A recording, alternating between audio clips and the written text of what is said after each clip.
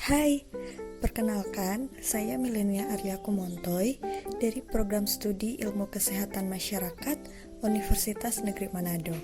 Di video kali ini, saya akan membahas mengenai topik-topik yang berhubungan dengan metode riset epidemiologi. Yang pertama, yaitu mengenai konsep penyakit, di mana konsep penyakit ini terdiri dari konsep HAE yang merupakan 3 komponen penting yang berhubungan erat satu sama lain dalam proses terjadinya penyakit, di mana H yaitu host yang berarti manusia, A yaitu agen yang berarti agen penyakit atau penyebab penyakit, dan E yang berarti environment atau lingkungan. Seseorang dapat dikatakan sehat jika ketiga komponen ini dalam keadaan seimbang. Namun jika terjadi perubahan pada suatu komponen, maka akan mengakibatkan perubahan keseimbangan yang pada akhirnya akan mempengaruhi kejadian penyakit. Dan ada konsep Broda, yang merupakan konsep yang mengidentifikasi adanya penyakit melalui hubungan antara manusia dan lingkungan hidupnya. Konsep Broda terdiri dari lingkungan sosial, lingkungan biologis, lingkungan fisik, dan inti genetik. Contoh dari konsep roda ini, misalkan peranan lingkungan sosial lebih besar dari lainnya, maka akan menimbulkan stres pada manusia. Yang kedua, ada hipotesis epidemiologi. Hipotesis merupakan suatu teori tentatif yang masih perlu diuji kebenarannya. Dasar penyusunan hipotesis harus mencantumkan populasi, faktor penyebab, hubungan besarnya unsur penyebab yang menimbulkan kejadian penyakit, akibat timbulnya penyakit, serta hubungan antara waktu terpapar dengan timbulnya kejadian penyakit. Penyusunan hipotesis penting dalam penelitian epidemiologi karena akan mengarahkan tujuan penelitian, serta untuk mencari penyebab dan hubungan sebab akibat yang dapat menerangkan penyebaran penyakit dalam populasi tertentu.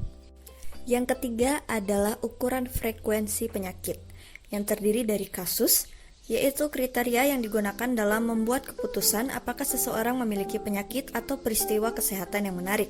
Lalu insiden menggambarkan jumlah kasus baru yang terjadi dalam satu periode tertentu.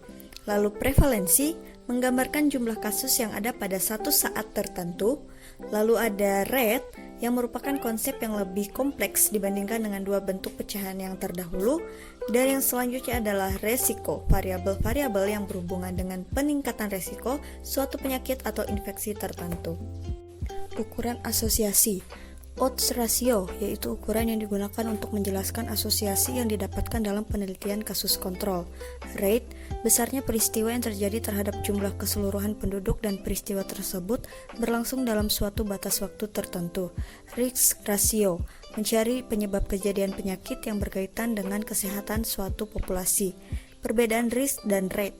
Risk digunakan sebagai pengukur peluang atau probabilitas. Rate bentuk pengukuran yang dicampur adukan dengan proporsi. Resiko yang disebabkan populasi.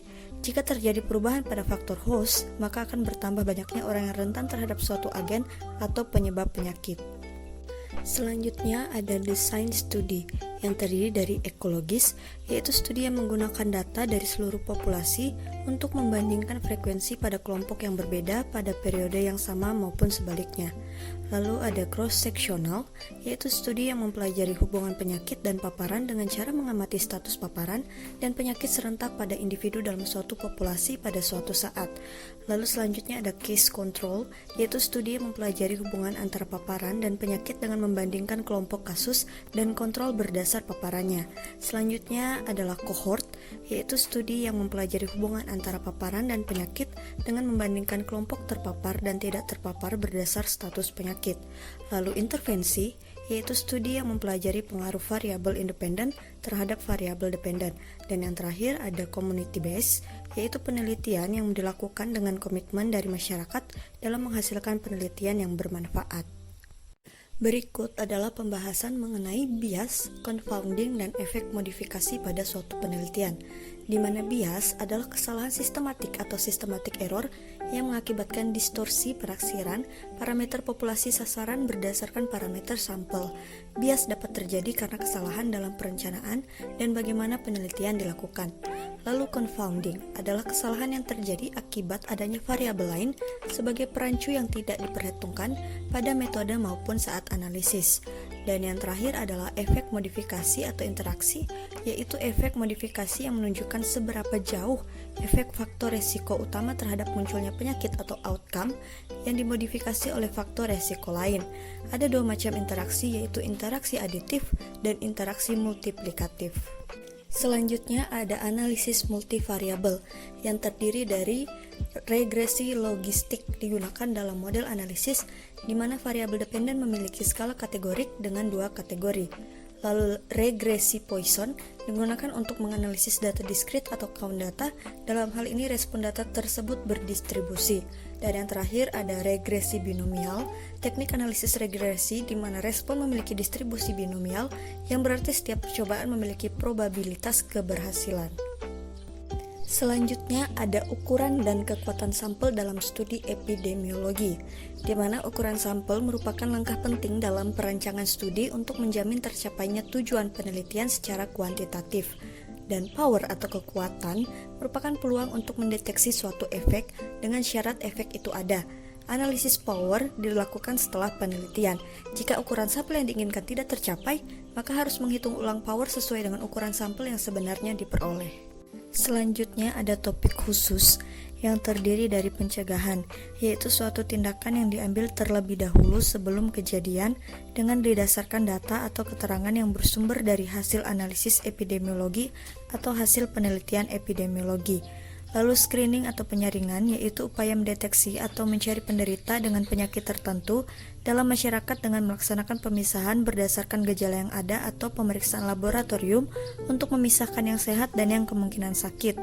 Selanjutnya diproses melalui diagnosis dan pengobatan. Lalu epidemiologi molekuler, yaitu cabang epidemiologi yang berfokus pada kontribusi faktor risiko genetik dan lingkungan potensial yang diidentifikasi pada tingkat molekuler terhadap etiologi, distribusi dan pencegahan penyakit dalam keluarga dan lintas populasi. Dan yang terakhir variasi geografi, dalam terjadinya penyakit berhubungan dengan beberapa faktor seperti lingkungan, fisik, biologis, sosial, ekonomi, konstitusi genetis atau etnis, variasi kultural, serta variasi administrasi. Sekian dari saya, terima kasih telah menonton. Semoga video ini bermanfaat.